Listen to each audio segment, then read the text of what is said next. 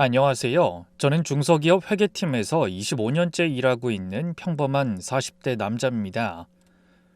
전 특별한 재능도 없고 대단한 성공을 거둔 것도 아닙니다. 그냥 매일 같은 시간에 일어나서 같은 지하철을 타고 같은 자리에 앉아 숫자를 들여다보는 사람이에요. 어릴 때부터 눈에 띄는 걸 싫어했어요. 회식 자리에서도 구석에 앉고 회의 시간에도 가급적 발언을 안 하려고 했죠. 그렇게 살아온 게 벌써 반평생이네요. 그러던 제가 이렇게 사연을 보내게 된 건 최근에 겪은 일이 너무 충격적이어서요. 제 인생에서 가장 무서웠던 순간이었거든요. 동시에 가장 많이 운 날이기도 했고요. 부족한 솜씨로 쓴 글이지만 끝까지 들어주시길 바랍니다. 일단 두 명의 아버지 이야기부터 해야 할 것 같아요. 솔직히 말씀드리면 전 친아버지에 대한 기억은 거의 없애버렸어요. 중학생 때쯤 아버지가 사라졌으니까 기억이 있어야 정상인데 이상하게도 얼굴조차 흐릿하네요. 왜냐하면 아버진 항상 집에 없었거든요. 그나마 가끔 들어와도 술에 취해 있었고 어머니랑 싸우는 소리가 들렸어요. 새벽에 현관문 열리는 소리, 어머니 우는 소리, 그게 저 어린 시절의 배경음 같은 거였죠. 어느 날은 학교 갔다가 왔는데 집 분위기가 이상했습니다. 어머니가 엉망이 된 집을 치우면서 울고 계셨고 거실에 처음 보는 아저씨들이 서성거리고 있었어요. 네 아버지 어디 갔어? 무서운 눈을 한 아저씨가 저한테 물었어요. 저는 모른다고 했고 그 아저씨들은 집안을 뒤지다가 욕을 퍼붓고 나갔습니다. 그날 이후 아버지는 돌아오지 않았어요. 네 아버진 우리 버리고 간 거야. 어머닌 이를 꽉 물며 말씀하셨어요. 그 후로 혼자 저를 키우셨어요. 식당에서 설거지, 건물 청소, 새벽 시장 일까지 쉬는 날도 없이 일하셨지만 원망도 한숨도 없이 그냥 묵묵히 사셨습니다. 그런 어머니를 보면서 저도 배운 거예요. 불평하지 말고 할 일만 잘하자고요. 다행히 3년 전쯤 어머니가 재혼을 하셨어요. 새아버지는 조용하고 성실한 분이셨어요. 어머니를 아껴준 게 느껴졌고 저도 처음으로 마음을 놓았습니다. 그때부터였어요. 저도 제 인생을 살아야겠다는 생각이 든 게. 어머니가 재혼하고 나서야 저도 연애라는 걸 시작할 수 있었어요. 그전까진 엄두도 못 냈거든요. 어머니 혼자 고생하시는데 저만 행복해도 되나 싶었고 누군가를 만나면 복잡한 가정사를 설명해야 할 것 같아서 부담스러웠어요. 근데 어머니가 새아버지 만나서 안정되니 여유가 생겼죠. 그때 마음에 들어온 사람이 지금의 아내예요. 당차던 첫인상이 아직도 생생합니다. 구내식당에서 혼자 밥 먹고 있는데 갑자기 맞은편에 앉더라고요. 또 혼자 드세요? 그러더니 제 앞에 앉아 밥을 먹는 거예요. 몇 번 스치듯 얼굴 본 게 다였는데. 전 영업팀 박수진이에요. 아시죠? 근데 맨날 혼자 드세요? 외롭지 않아요? 햇살 같은 사람이었어요. 어둡고 조용한 저하고는 완전 정반대였죠. 그 뒤로 아내와 점심을 먹으면서 저도 모르게 웃고 있는 걸 발견했어요. 그때 알았습니다. 아, 이런 사람을 만나야겠구나. 연애를 하면서도 가족 이야기를 깊게 하지 않았어요. 복잡하다고만 했고 아내도 눈치껏 더 파고들지 않았습니다. 어려서 아버지 없이 자랐고 그 사람이 빚쟁이들을 데려와 시달리게 하고 무책임하게 떠났다는 걸 굳이 제 입으로 꺼내고 싶지 않았거든요. 그렇게 2년을 만났더니 아내가 결혼 이야기를 꺼내더라고요. 우리 이제 결혼할 때 됐잖아. 우리 부모님한테도 정식으로 인사드려야지. 그 순간 심장이 철렁했어요. 올 게 왔다는 생각이 들었거든요. 제가 사위로 인정받을 수 있을까? 혹시나 우리 집 가정사를 알면 어떻게 생각하실까 불안했지만 아내를 놓치고 싶지 않았습니다. 상견례 날짜를 잡았어요. 그게 모든 일의 시작이었죠. 상견례 날 저는 아침부터 긴장해서 손에 땀이 났어요. 양가 부모님이 처음 만나는 자리라 더 그랬던 것 같아요. 저는 속으로 아무 일 없이 끝나게 해달라고 빌었어요. 장인어른 첫인상은 듣던 대로 무서웠어요. 과묵하고 표정이 거의 없었거든요.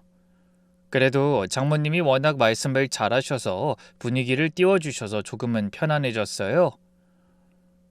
그때 무심코 새아버지가 저한테 자시든 반찬을 집어서 주셨어요. 도연아, 이것도 먹어봐. 이게 국산은 진짜 귀한 거야.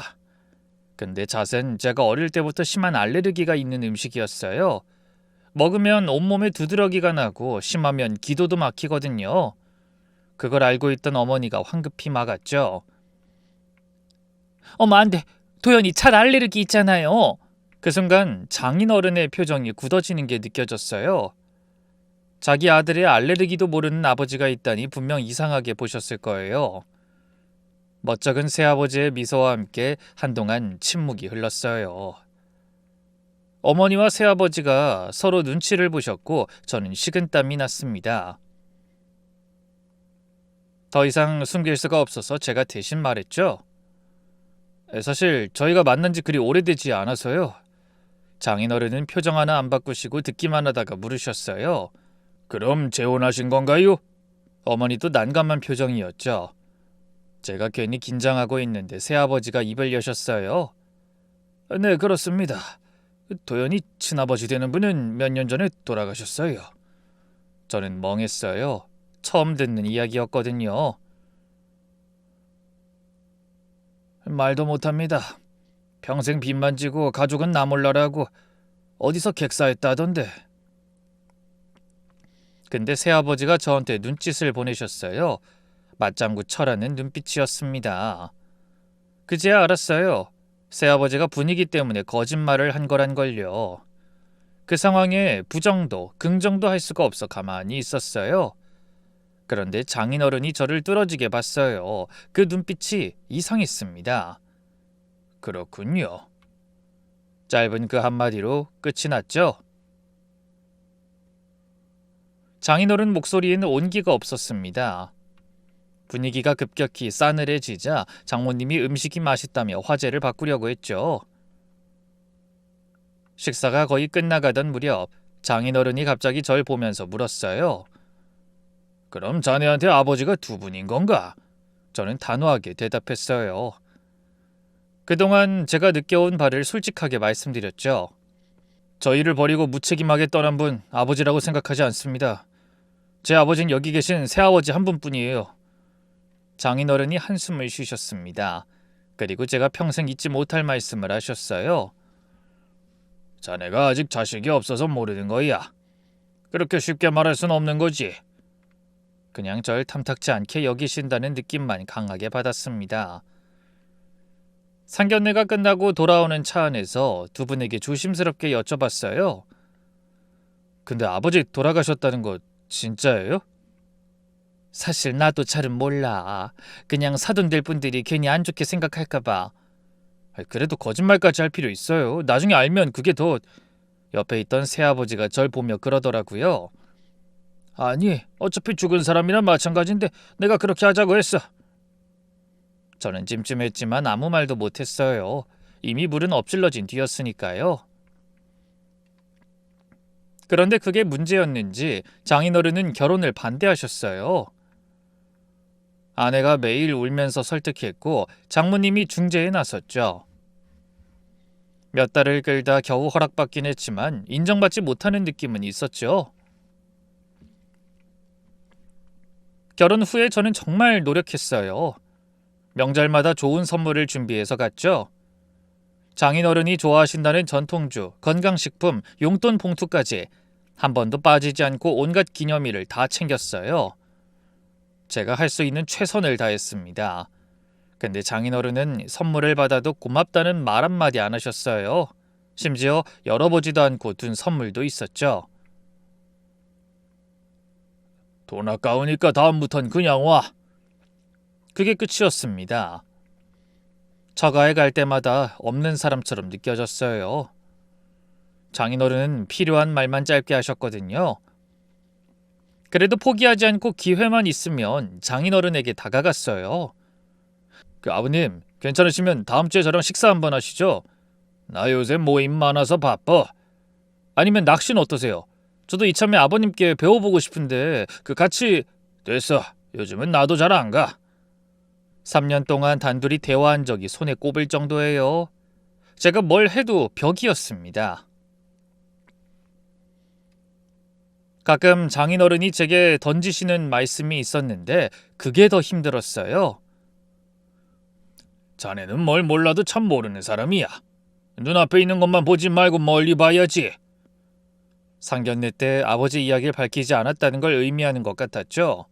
그러다 명절이 왔어요. 그날 술이 좀 들어간 장인어른이 갑자기 절 쳐다보며 이렇게 말씀하셨어요. 사람이 어떻게 그렇게 매정할 수가 있어? 사람이... 참 어떻게 그러냐. 분명히 저를 향한 말이었습니다. 처남은 또 시작이란 표정이었고 아내는 고개를 숙였어요. 장인어른은 저를 처음부터 거짓말쟁이로만 보셨던 거예요. 집안 사정 감추고 결혼하려 한 뻔뻔한 놈. 한번 깨진 신뢰는 어떻게 해도 회복이 안 되더라고요. 상견례 날로 다시 돌아갈 수 있다면, 처음부터 솔직하게 다 털어놨다면 달라졌을까? 그런 후회가 5년이 넘게 절 괴롭혔어요. 그래도 유일한 위안은 장모님이었어요. 김서방, 우리 영감이 원래 좀 저래. 속은 그렇지 않으니까 자네가 이해해. 근데 장모님이 결혼한 지 6년 만에 돌아가셨습니다. 그 후로 장인어른과 접점이 더 사라졌어요. 처남은 도와줄 생각도 없었고 아내만 중간에서 눈치를 봤어요. 8년이라는 시간이 흐르니 전 그냥 체념했습니다. 그런데 어느 날 청천벽력 같은 소식이 날아왔어요. 장인어른이 췌장암 말기 판정을 받게 된 거예요. 병원에서 6개월이라고 말할 정도로요. 아내한테서 전화를 받았을 때 저는 사무실에 있었습니다. 아내의 목소리가 떨리고 있었어요. 여보, 어떡해, 아빠가... 말을 잇지 못하고 울기만 했습니다. 저도 할 말을 잃었어요. 근데 솔직히 말씀드리자면 그 순간 제 감정이 복잡했습니다. 물론 충격이긴 했어요. 이 사람이 죽는다는데 아무렇지 않을 수가 없잖아요. 슬픔이랑 뭔지 모를 감정이 뒤섞였어요. 장인어른의 시한부 판정에 아내는 완전히 무너져서 매일 울었어요. 장모님 먼저 보내고 아버님밖에 안 남았다면서 못다한 효도를 다하고 싶다고 했었거든요. 저는 아내를 달래주면서 말했어요. 여보, 힘들겠지만 그래도 받아들여야지. 이제 남은 시간이라도 잘 보내게 해드리자. 그게 제 나름대로는 위로였어요. 현실을 직시하고 남은 시간을 의미 있게 보내자는 뜻이었습니다. 그런데 아내가 폭발했어요. 뭘 받아들여? 지금 아빠 죽는 걸 그냥 손 놓고 보고 있자는 거야? 아니, 나는 현실적으로 생각... 아내가 눈물 범벅이 된 얼굴로 소리쳤습니다. 당신, 우리 아빠 죽기만 기다린 사람 같다? 그렇게 미웠어? 그래서 지금 속 시원해? 저는 할 말을 잃었어요. 그런 뜻이 아니었는데... 아내는 방으로 들어가 버렸고 저는 거실로 나왔어요. 그런데 그때 현관 앞에 장인어른이 서 계신 거예요. 병원에서 오는 길에 우리 집에 들르신 거죠? 저는 그 자리에 얼어붙었습니다. 그 눈빛을 평생 잊지 못할 것 같아요. 분노도 아니고 슬픔도 아니고 뭔가 씁쓸함 같은 거였어요. 시한부 선고받고도 딸 걱정에 오셨는데 들은 말이 그런 소리였으니까요. 장인어른이 반찬을 바닥에 내려놓으시고 돌아서셨어요. 저는 반사적으로 장인어른을 쫓아 뛰어나갔습니다. 아버님, 잠시만요! 장인어른의 팔을 붙잡았어요. 정말 마지막 기회라는 생각이 간절했거든요. 아버님, 오해입니다. 절대 그런 뜻 아니었어요. 장인어른이 발걸음을 멈추셨어요. 저는 다급하게 말했습니다. 저희 대화 들으신 것 같은데 오해세요. 전 그냥 남은 시간이라도 좋은 시간 만들어 드리자는 뜻이었어요. 저한테 해명할 기회를 주세요. 네? 장인어른이 천천히 고개를 돌리셨어요. 저를 보시는 눈빛이 너무 차가웠습니다. 자네는 항상 해명만 하고 사네. 그것 말곤 할 말이 없지. 네? 상견례 때부터 그랬잖아. 변명, 해명, 둘러대기. 10년이 다 돼가는데 참 한결같아. 아버님, 그때 일은... 장인어른이 제 손을 뿌리치셨어요. 생각보다 힘이 세셔서 저는 휘청거렸습니다. 난 자네 입에서 나오는 말 안 믿어. 곧 죽을 사람한테까지 거짓말할 필요 있나? 거짓말이 아니에요, 아버님. 제발 제 얘기를...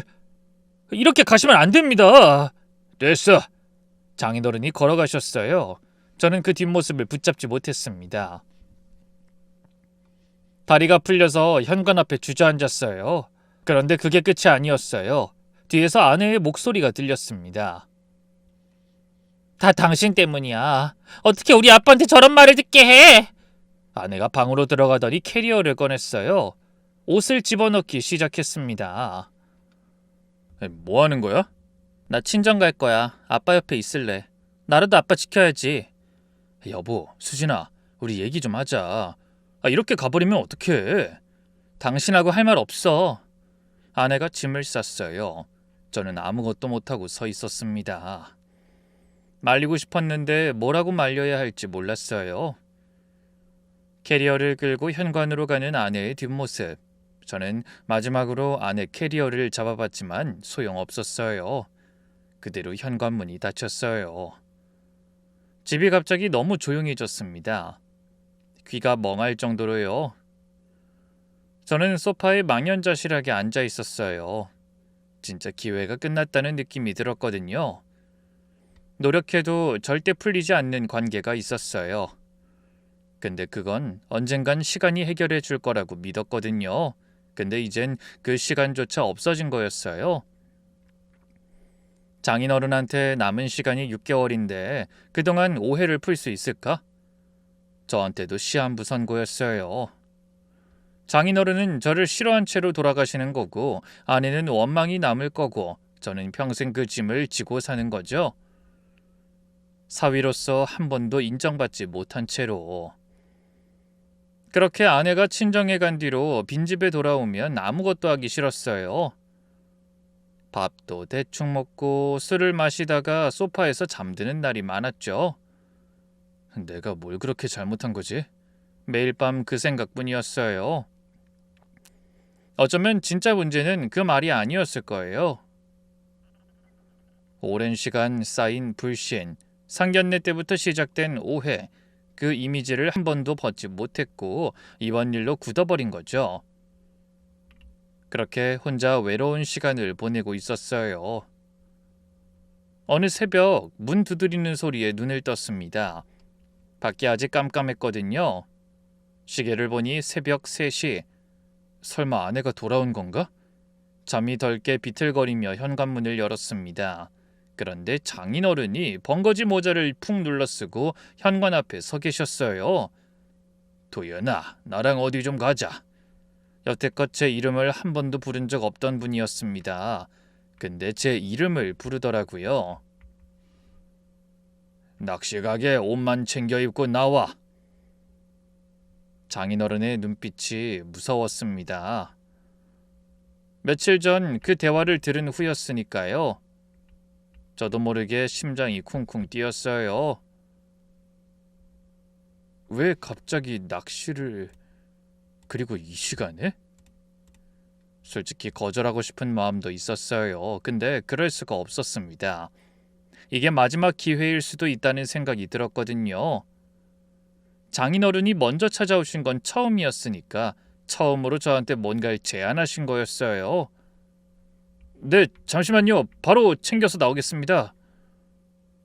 저는 황급히 옷을 갈아입었습니다. 손이 떨렸어요. 아파트 입구에 장인어른 차가 시동이 켜진 채로 서 있었어요. 트렁크도 열려 있었습니다. 낚시 장비가 실려 있었는데 뭔가 이상했어요. 평소에 미끼통이며 장비를 많이 챙겨간다고 들었는데 별게 없었거든요. 물어보고 싶었지만 입이 떨어지지 않았어요. 장인어른은 과묵하게 운전석에 앉았고 저는 조수석에 탔습니다. 아버님, 어디로 가는 거예요? 장인어른은 대답하지 않으셨어요. 곧바로 차가 출발했습니다. 한참을 달리는데 옆에서 장인어른이 처음으로 말씀하셨어요. 내비게이션 꺼. 시키는 대로 껐습니다. 창밖이 점점 어두워졌어요. 도시의 불빛이 사라지고 가로등도 뜸해졌습니다. 어디로 가는 건지 알 수가 없었어요. 저는 계속 불안했습니다. 머릿속에 무서운 생각들이 꼬리를 물기 시작했어요. 솔직히 장인어른과 단둘이 있는 것도 그때가 처음이었습니다. 그렇게 기다리던 순간이었는데 하필 이런 상황이라니. 차 안은 너무 고요했어요. 장인어른은 아무 말씀도 안 하시고 저도 말을 걸 수 없을 정도였어요. 라디오도 안 틀고 그냥 엔진 소리만 들렸어요. 그런데 고속도로를 벗어났을 때부터 이상했어요. 시골 국도로 접어들더니 점점 더 외진 곳으로 들어가더라고요. 가로등도 없고 지나가는 차 한 대도 없었어요. 핸드폰을 꺼내봤는데 신호가 점점 약해지고 있었습니다. 근데 아버님, 여기가 어디예요? 더 가는 거예요? 장인어른은 대답 대신 전방만 응시하셨어요. 그렇게 1시간쯤 달렸을까요? 앞만 보면서 운전만 하던 장인어른이 처음으로 고개를 돌려 저를 봤죠. 사람이 말이야, 이 죽을 날이 정해지니까 무서울 게 없더라. 저는 흠칫했어요. 대답을 못하고 있는데 장인어른이 계속 말씀하셨습니다. 6개월이 길다면 길고 짧다면 짧지. 그 안에 다 정리하고 가야 할 것 같아. 정리라뇨? 못다한 일들, 매듭짓지 못한 것들. 장인어른의 목소리가 낮고 무거웠어요. 저는 괜히 침을 삼켰습니다. 평생 마음에 걸렸던 게 있거든. 그걸 정리 안 하고 죽으면 눈이 안 감길 것 같아서. 마음에 걸렸던 것? 저는 불안해지기 시작했어요. 장인어른이 평생 마음에 걸려있던 일이라는 게 뭘까? 혹시 나일까? 사실 10년이 다 돼가는 시간 동안 장인어른은 저를 탐탁지 않게 여기셨고 거짓말쟁이라고 생각했고 며칠 전엔 죽기만 기다리고 있다는 말까지 들으셨죠. 6개월 후면 돌아가실 분이 무서울 게 뭐가 있을까요? 법적 처벌? 감옥? 그게 무슨 의미가 있겠어요? 설마 하는 조마조마한 마음으로 표지판을 응시하고 있었어요. 그런데 갑자기 등골이 서늘해졌어요. 차가 점점 더 깊은 산속으로 들어가고 있었거든요. 오로지 헤드라이트 불빛만 길을 비추고 있었어요. 한 2시간쯤 달렸을 때 장인어른이 입을 뗐어요. 사실 너하고 몰래 갈 곳이 있다. 심장이 덜컥 내려앉았어요. 몰래요? 낚시 가는 거 아니었어요? 가보면 알아. 아무한테도 말 안 했어. 오늘 일은 나하고 너만 아는 거야. 장인어른이 저를 힐끗 보셨어요. 어둠 속에서 눈빛만 번뜩였습니다. 근데 그 말이 왜 그렇게 무섭게 들렸는지 모르겠어요. 저는 주머니에 있던 핸드폰을 다시 확인했어요. 신호가 완전히 끊겼습니다. 전화도 안 되고 문자도 안 되더라고요.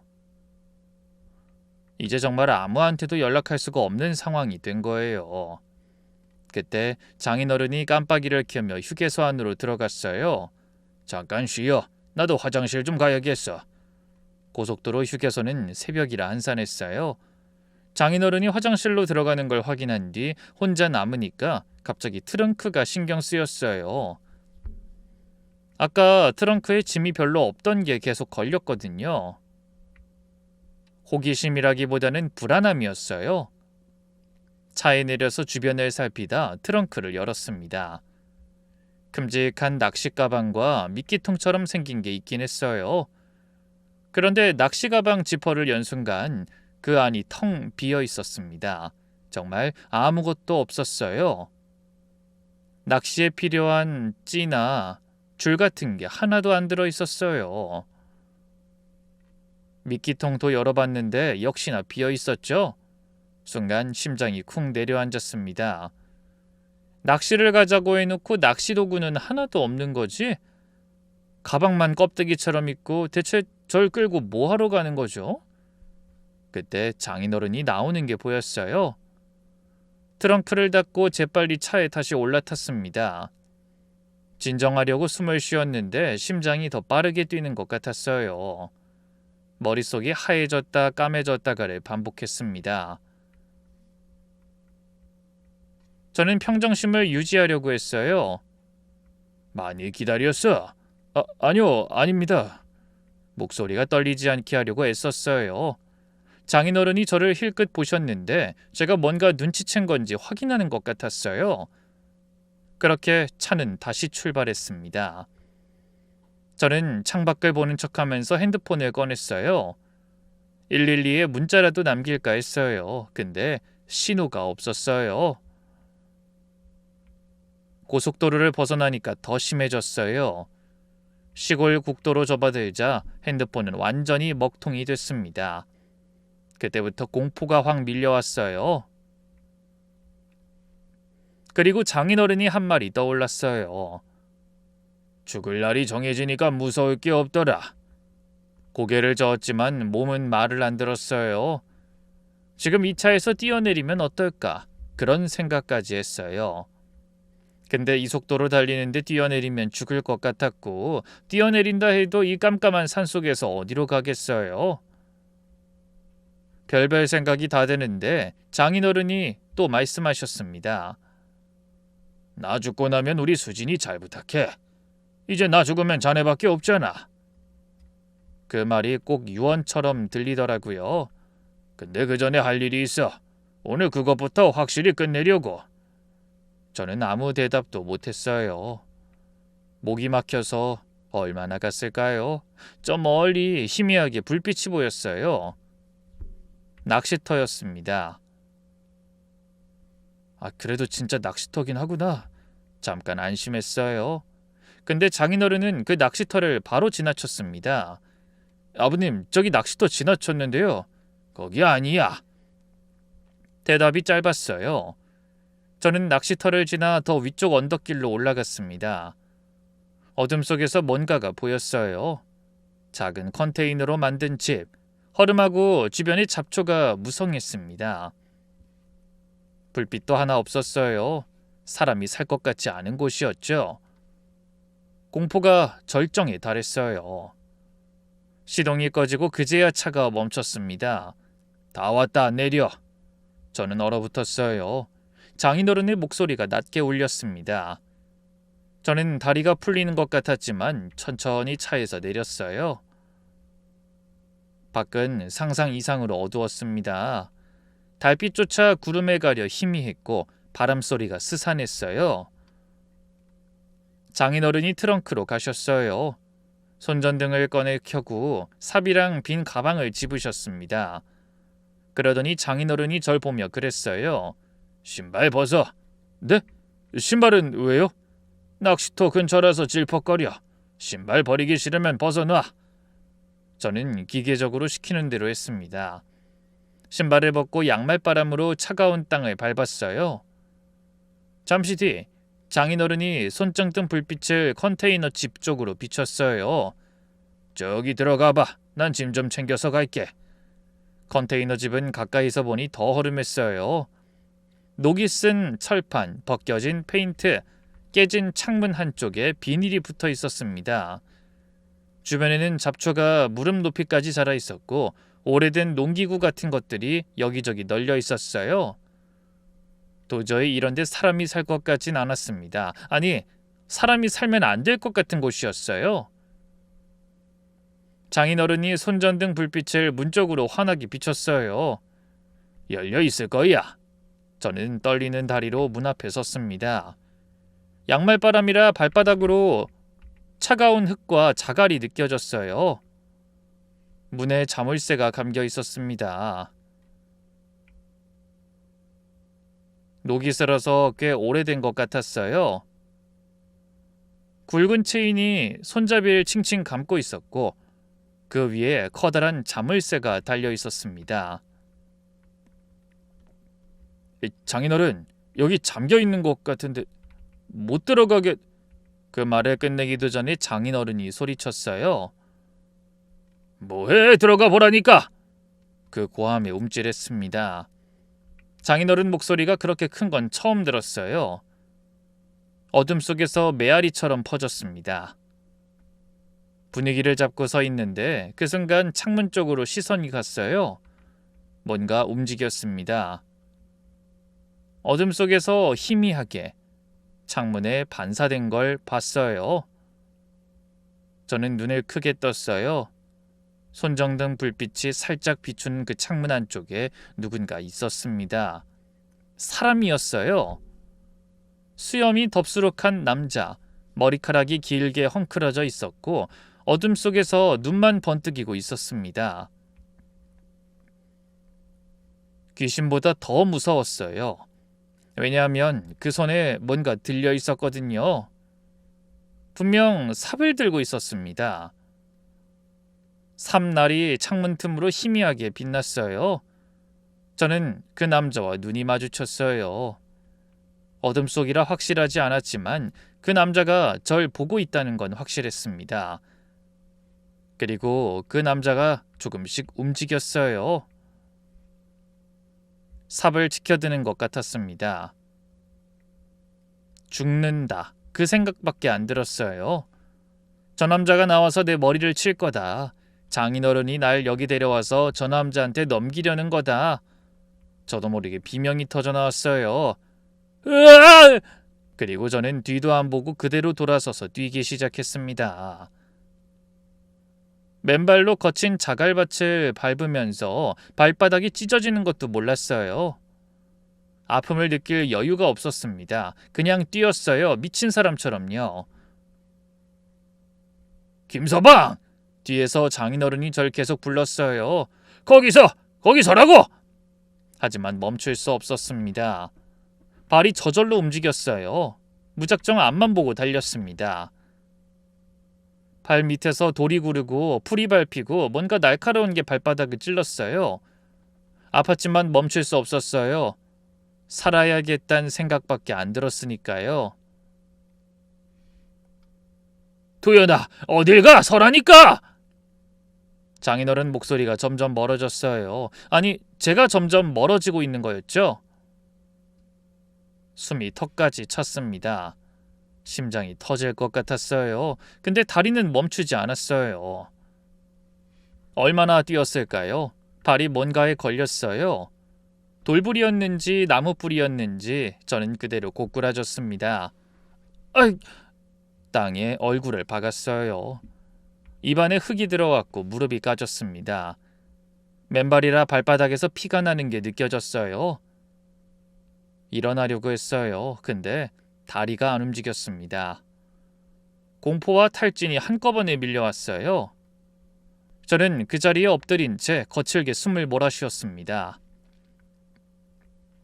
여기가 어디지? 주변을 둘러봤어요. 정말 아무것도 안 보일 정도로 깜깜했습니다. 나무 사이로 바람 소리만 들렸고 멀리서 부엉이 우는 소리가 났어요. 핸드폰을 꺼내려고 주머니를 더듬었는데 그것도 없었습니다. 뛰다가 떨어뜨린 것 같았어요. 맨발에 핸드폰도 없고 어딘지도 모르는 산속. 절망이 밀려왔어요. 그때 발자국 소리가 들렸습니다. 누군가 다가오고 있었어요. 풀을 헤치는 소리, 거친 숨소리. 그 남자다. 아까 본 삽을 든 남자가 쫓아온 거라고 생각했어요. 저는 몸을 웅크렸습니다. 도망칠 힘도 없었어요. 발자국 소리가 점점 가까워졌어요. 그리고 손전등 불빛이 저를 비췄습니다. 이 바보 같은 놈아! 장인어른이었어요. 가쁜 숨을 헐떡이며 서 계셨습니다. 들고 있던 손전등까지 바닥에 던져놓고 제 앞에 주저앉더라고요. 장인어른 얼굴에도 땀이 흥건했습니다. 아니 왜 도망가? 안에 가보라니까! 아이고 내가 여기서 죽게 생겼네. 저는 뒷걸음질 치면서 공포에 질린 눈으로 말했어요. 저 남자가 삽 들고 창문에 저 죽이려고... 살려주세요. 뭔 소리야? 장인어른이 한숨을 푹 쉬셨어요. 그리고 저한테 다가오셨습니다. 제 앞에 쪼그려 앉더니 제 어깨를 잡더라고요. 그 손길이 이상하게 부드러웠어요. 도연아, 내 얘기를 잘 들어. 그 사람 네 아버지다. 네? 뭐라고요? 전 제대로 들은 건지 모르겠어서 되물었어요. 그 사람, 창문에 네가 봤다는 그 사람 네 친아버지라고. 장인어른이 천천히 말씀하셨어요. 저는 넋이 나간 채 장인어른 입만 보고 있었어요. 무슨... 제 아버지요? 그 사람이 왜... 거짓말이죠? 거짓말 아니야. 장인어른의 눈빛이 진지했어요. 장난치거나 저를 속이는 얼굴이 아니었습니다. 왜? 죽은 사람이 살아왔다니까 신기해서. 상견례 때 그랬지. 자네 아버지 평생 속만 썩이다가 객사했다고. 그 말 듣고 내가 얼마나 기가 막혔는지 알아? 만수가 얼마나 고생하면서 살았는데 가족 지키려고 20년을 이 산속에서 혼자 버티는데 근데 죽었대. 속만 썩이다가 죽었대. 저는 아무 말도 못했어요. 장인어른의 목소리가 떨렸어요. 그것도 모자라서 자넨 뭐? 아버지로 생각하지 않는다고? 장인어른이 저를 똑바로 보셨어요. 만수가 자네 잘 사는 것만 바라고 사는데 근데 자네 입에서 그런 말이 나오니까... 장인어른이 말을 멈추셨어요. 목이 메인 것 같았습니다. 배신감이 들더라고. 내 친구는 여기서 썩어가는데 어떻게 살았는지도 난 다 아니까. 장인어른이 말을 이으셨어요. 벌써 20년이 다 돼가네. 네 아버지가 사채업자한테 쫓길 때 나한테 찾아왔어. 나랑 네 아버지가 군대 동기거든. 전역하고도 계속 연락하면서 지냈고.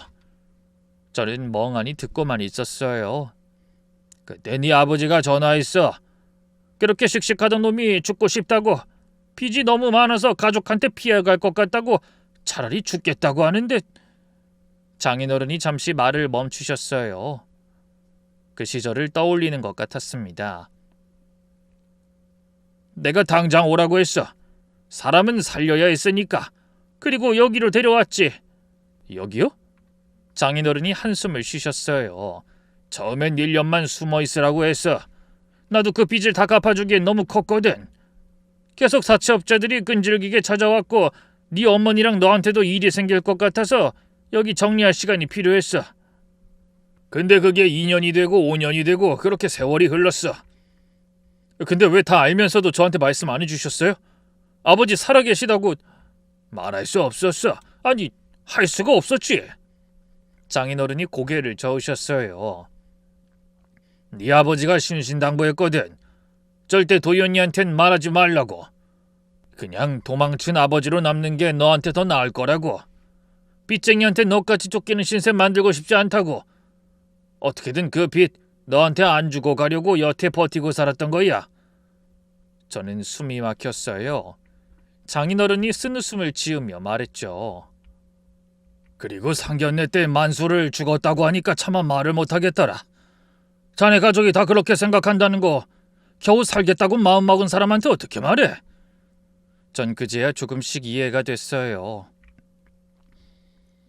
장인어른이 왜 그렇게 저한테만 냉담하셨는지. 취하면 저한테 매정하다고 했던 말들이 전부 이것 때문이었던 거예요. 하지만 머릿속은 복잡했죠. 원망, 억울함, 슬픔, 놀라움, 죄책감, 온갖 감정이 뒤엉켰어요. 그래서 저한테 그렇게... 그래, 따뜻하게 한번 대해준 적 없어서 미안해. 자네를 볼 때마다 만수 생각이 났어. 이 산속에서 혼자 미련하게 짊어지고 사는 내 친구. 그런 내 친구를 버린 취급하는 자네, 그게 너무 괴로웠어. 무슨 사정인지 아버지 만나서 들어볼 생각도 안 하고. 한참을 넋이 빠져있는 저를 장인어른이 일으켜 세우더라고요. 일어날 수 있겠어. 근데 진짜 중요한 건 지금부터야. 장인어른이 컨테이너 집 쪽을 보셨어요. 가자. 아버지가 기다려. 다시 그 컨테이너 집 앞에 섰어요. 아까는 무서웠는데 이번엔 달랐습니다. 무섭다기보다는 떨렸어요. 그런 저를 대신해서 장인어른이 문을 두드리셨어요. 만수야, 나다, 종구. 네 아들 데려왔어. 문 열어. 안에서 인기척이 났어요. 자물쇠 열리는 소리와 동시에 문이 열렸습니다. 아까 창문에서 봤던 남자가 서 있었어요. 수염이 덥수룩하고 머리카락이 길게 헝클어진, 근데 손에 삽이 없었습니다. 그 남자가 저를 봤어요. 저도 그 남자를 말없이 바라만 봤습니다. 희미한 기억 속 아버지와 눈앞의 남자를 겹쳐봤어요. 못 보고 산 세월이 너무 길어서 그런지 얼굴이 많이 달라져 있었습니다. 근데 눈빛은 어디선가 본 것 같았어요. 남자의 입술이 파르르 떨렸어요. 뭔가 말하려는 것 같았는데 소리가 안 나왔습니다. 그러다가 갑자기 그 남자가 무릎을 꿇었어요. 목소리가 갈라져 나왔어요. 도연아, 못난 아버지를 용서해라. 그 순간 뭔가 터졌습니다. 아버지가 우릴 버렸다고 생각했던 그 세월, 어머니가 혼자 고생하시는 걸 보면서 이를 악물었던 밤들, 왜 우리한테 이러냐고 원망했던 순간들, 그게 전부 무너지는 느낌이었어요. 저도 모르게 눈물이 쏟아졌어요. 아버지, 제 입에서 그 단어가 나왔어요.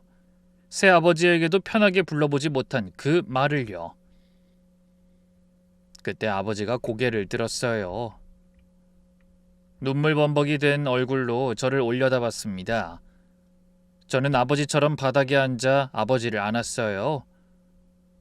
뼈만 앙상하게 남은 몸이었어요.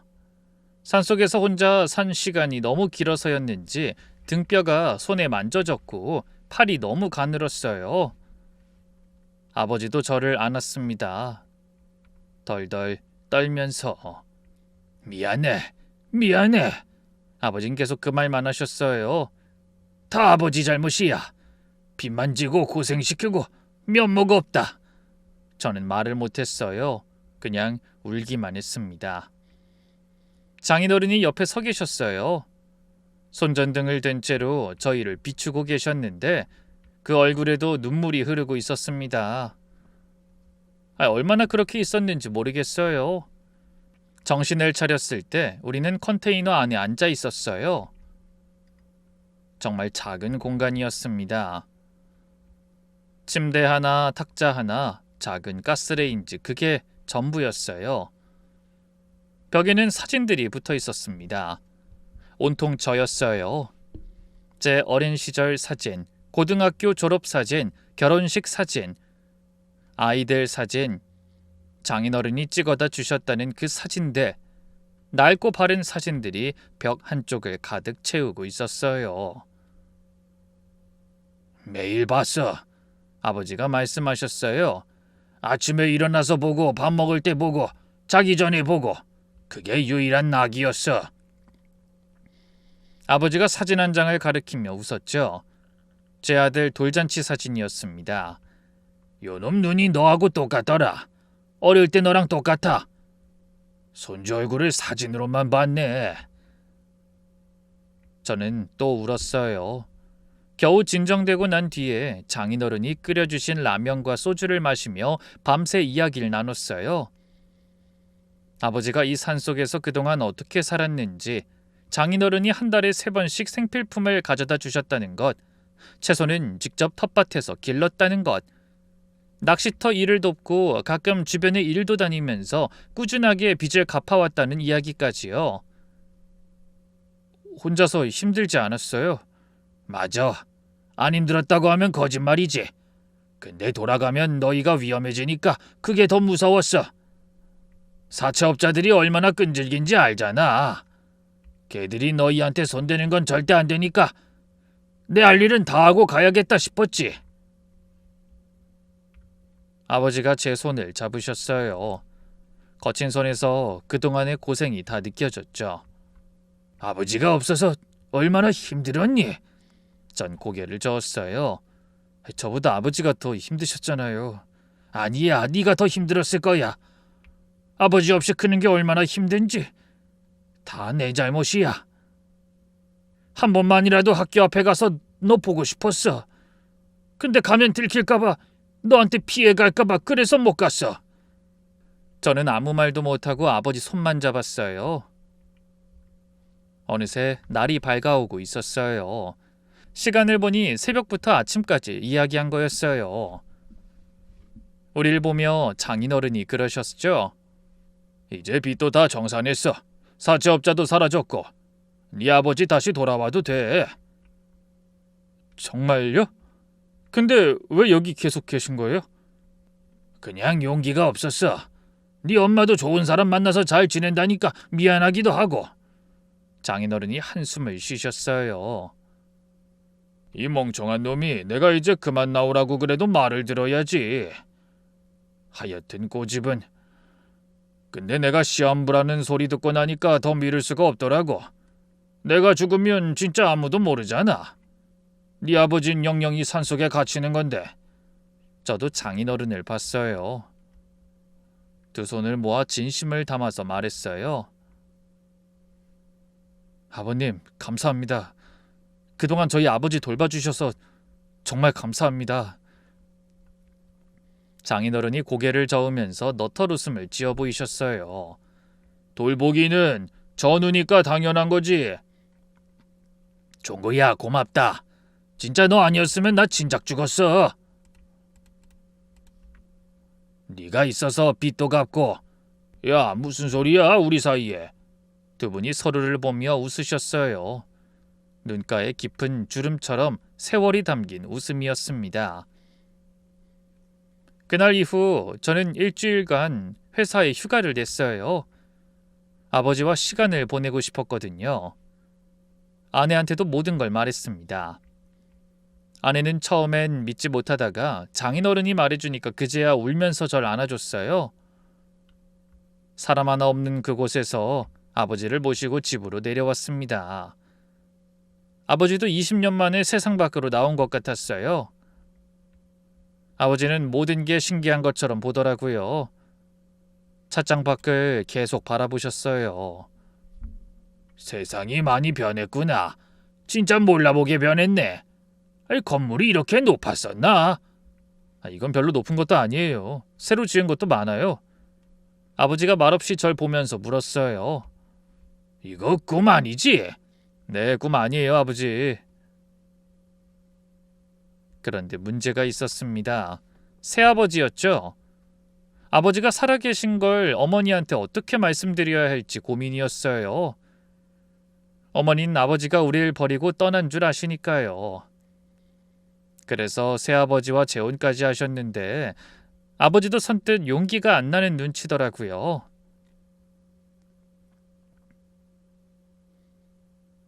그건 제가 직접 가서 말씀드릴게요. 걱정 안 하셔도 돼요.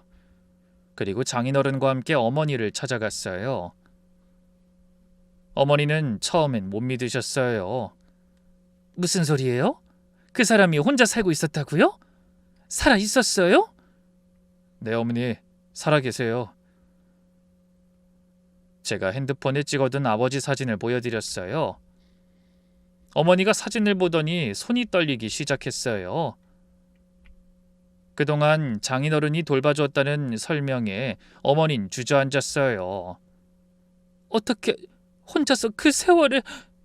어머니가 두 손으로 얼굴을 감싸셨어요.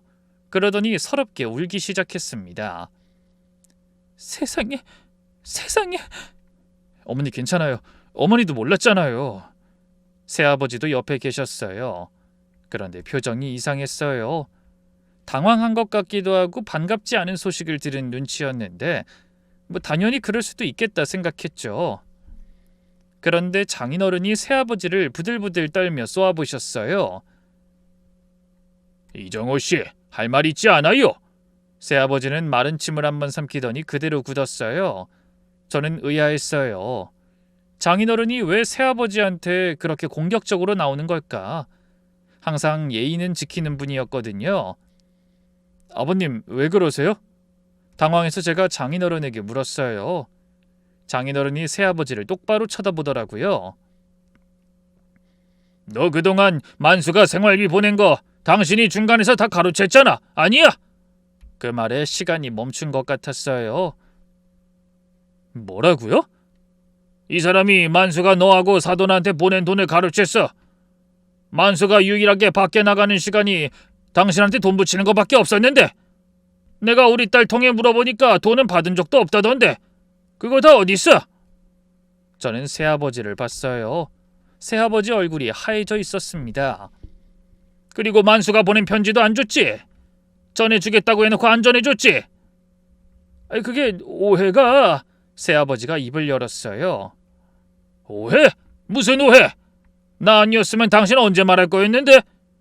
그동안 만수가 빚 갚고 다시 돌아올까봐 막고 있었잖아. 너 통해서 말을 하면서 막았잖아.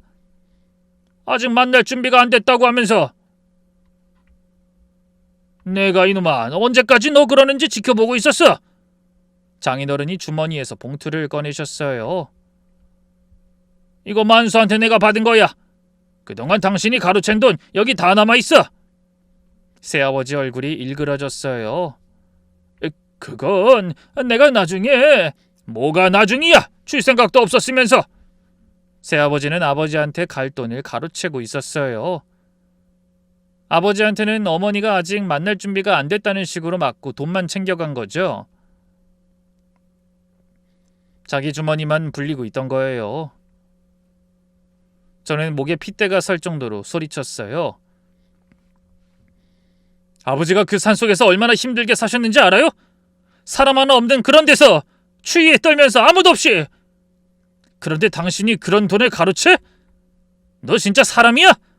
새아버지가 뒷걸음질 쳤어요.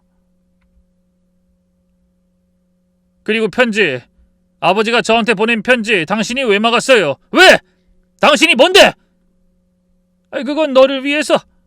아버지 보고 싶은 생각 없었잖아. 저는 숨을 몰아쉬었어요. 몰랐으니까. 아무것도 몰랐잖아요. 전 아버지가 살아계신 줄도 몰랐다고요. 그냥 없는 사람처럼 살아야 했으니까. 근데 아버지한테 이런 사정이 있었으면 그건 우리한테 알려줬어야죠. 우리 식구 갈라놓은 거 전부 당신 때문이야. 새아버지가 고개를 숙였어요. 미안해. 나도 힘들어서. 힘들면 남의 돈 훔쳐도 돼요? 뭐 그러면서 가족? 뻔뻔하게 아버지 노릇을 해?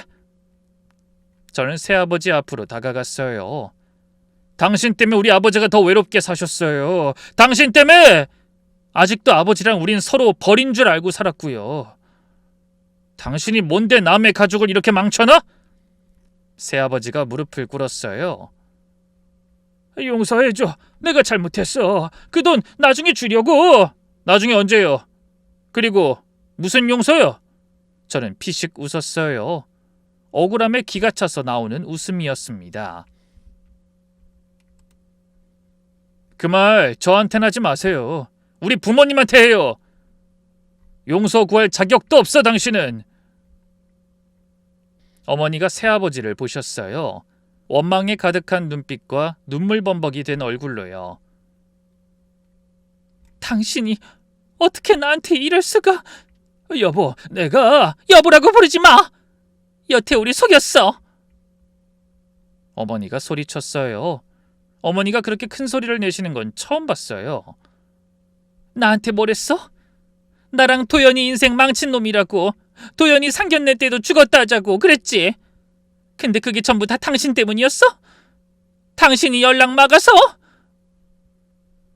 새아버지가 고개를 숙이고 아무 말도 못했어요. 나가요. 어머니가 테이블 치며 단호하게 말씀하셨어요.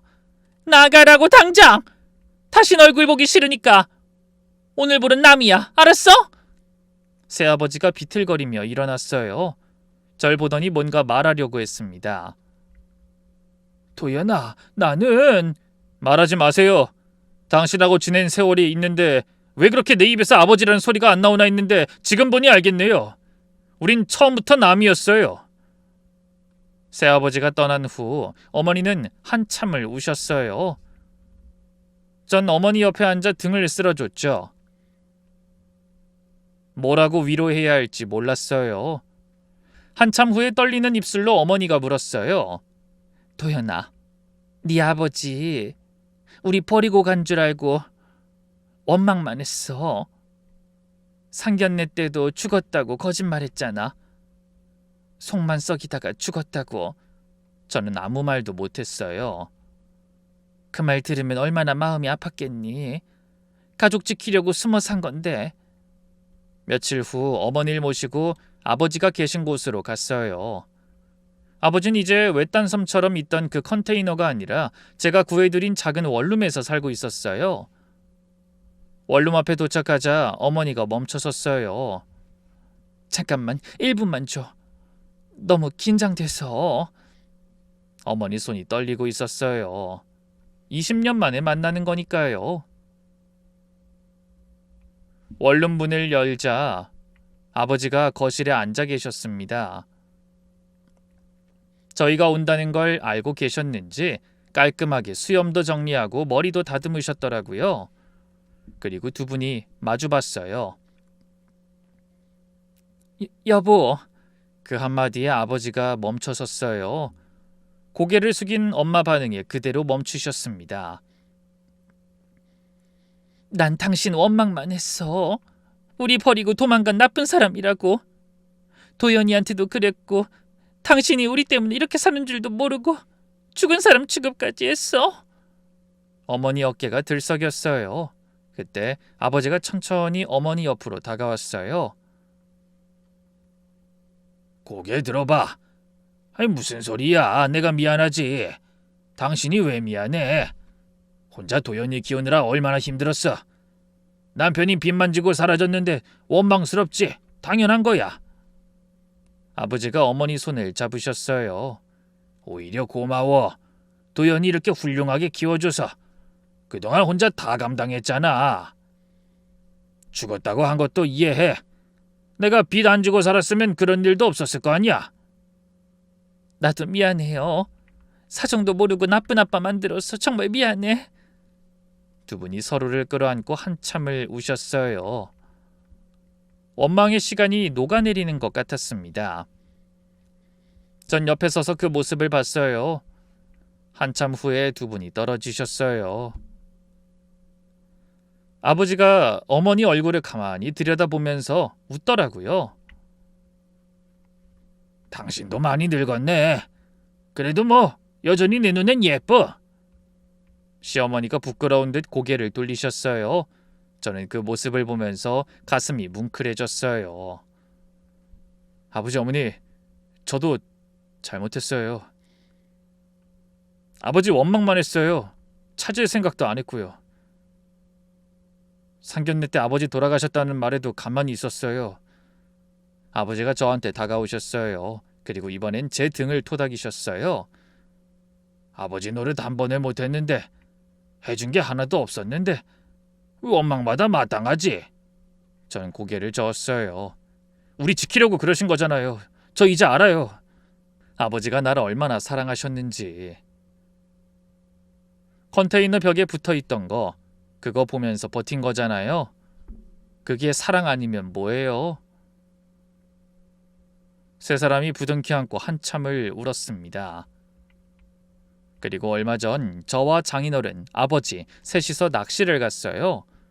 이번엔 낚시 가방에 미끼까지 다 준비해서 갔죠. 낚시터에 앉아 낚싯대를 놓고 셋이 나란히 앉았어요. 아무 말도 안 했습니다. 그냥 멍하니 물만 바라봤어요.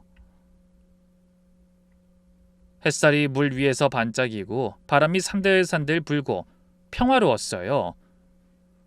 한참 후에 아버지가 말씀하셨어요. 종구야, 참 이런 날이 다 오는구나. 그러게, 나도 숙제 잘 끝냈다고 좀 더 살게 해주려는 모양이야. 그리고 아버지가 절 보셨어요. 도연아, 넌 좋은 아버지 되라. 난 실패했지만 넌 잘할 거야. 저는 고개를 끄덕였어요. 그리고 새아버지 일은 그냥 넘어가지 않았어요. 장인어른이 모아둔 증거가 있었거든요. 통장 내역, 송금 기록, 그걸 가지고 경찰에 신고했습니다. 처음엔 발뺌하려고 했어요. 언젠가 주려고 했다면서요. 근데 증거가 너무 확실했죠. 결국 그 인간은 횡령 혐의로 조사를 받았고 합의 조건으로 가로챈 돈을 돌려주기로 했어요. 거기에 위자료까지 적지 않은 금액이었습니다. 저는 그 돈을 전부 아버지한테 드렸어요. 이거 아버지 돈이에요. 원래 아버지한테 갔어야 할 돈. 아버지는 한참을 말씀이 없으셨어요. 그러다가 고개를 저으셨습니다. 내가 가져서 뭐해? 돈 같은 건 필요 없어. 갖고 있다가 윤석이 학비로 써. 전 그 돈으로 아이 교육비 통장을 만들었습니다. 잠깐 가족으로 우리 옆에 있던 그 인간은 어떻게 됐냐고요? 계속 엄마한테 연락했다가 장인어른의 아버지까지 옆에 있다 보니까 겁이 났는지 지금은 찍소리도 못하고 사라졌어요. 사실 전 오랜 세월 동안 가족이란 단어가 불편했어요.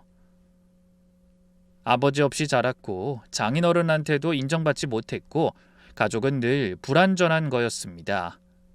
근데 지금은 달라요. 뭐든 함께 해나갈 수 있는 든든한 존재가 생겼으니까요. 여러분들에게 꼭 이 얘기를 전하고 싶었던 이유가 저희 장인어른이 해준 말처럼 절대 직접 보고 듣지 않고서 그 사람을 판단해서는 안 된다는 거예요. 어리석게 제가 아버지를 원망하며 살았던 시간은 누구보다 저를 가장 아프게 찌르는 일이었더라고요. 그러니 그런 마음은 절대 품지 말고 지내셨으면 좋겠어요. 길고 길었던 제 이야기 들어주셔서 감사합니다.